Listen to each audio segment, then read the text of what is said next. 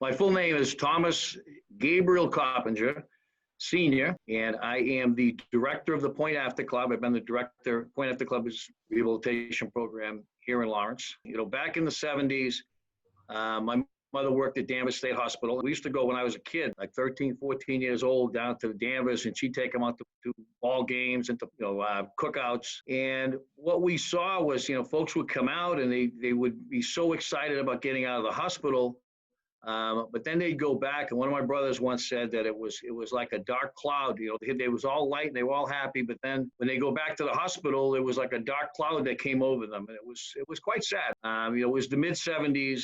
There was the Donaldson decision, the Supreme Court decision, to pretty much of a mandate to start deinstitutionalizing, folks who are quote unquote voluntary patients at the state hospitals and moving them into the community. And my mother was given the job of reintegrating people. So she was awarded some money to open up the Point After Club, modeling after some of these other places, like a drop-in center, social club type place. The mission all along is to give people a place that they can belong and be accepted and appreciated for who they are. And in the process, work towards developing opportunities to better their lives. That's something that my mother always drove, in the sense of, everyone's life is important and everyone's got a story in life. Community, it's an intentional community to give a place that they can come. I think I've never been more proud of us as I have now during this pandemic. Very effective in getting competitive employment from the transition employment, which are part-time entry-level positions to get people their feet wet, get back to work, 6 to 9 months. We guarantee coverage. It's not a failure if you don't make it the first time or the second time.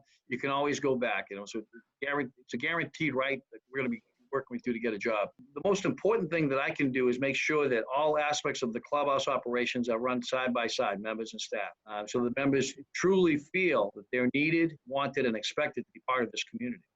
So if we're not creating an environment that's welcoming and dynamic, that has opportunities for people, then we're not doing our job. I'm not doing my job. My mother used to say years ago, if you're doing it alone, you're doing it wrong. And one of the things I tell everybody, I tell my staff, I tell my members, that one of the most incredible gifts that we have here given to our members and staff is the opportunity. It's an opportunity to take a look at yourself.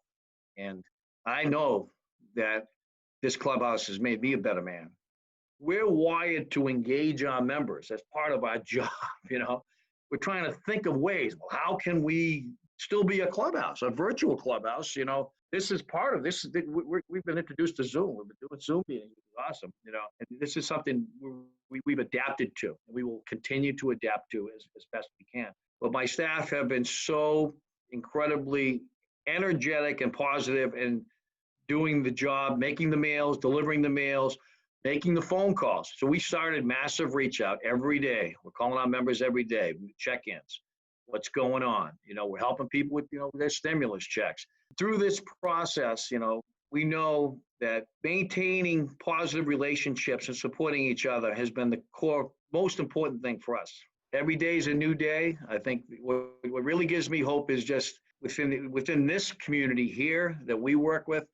I think, there's the Point After Club community. I have the most tremendous staff and members that a person could ever want. People really care and love each other.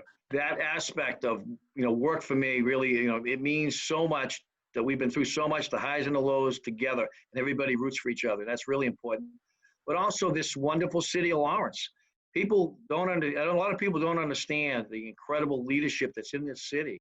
I have a lot of hope when I go to meetings and I see people, and sometimes it's people who don't have anything they want to give, and they will, and it's just beautiful.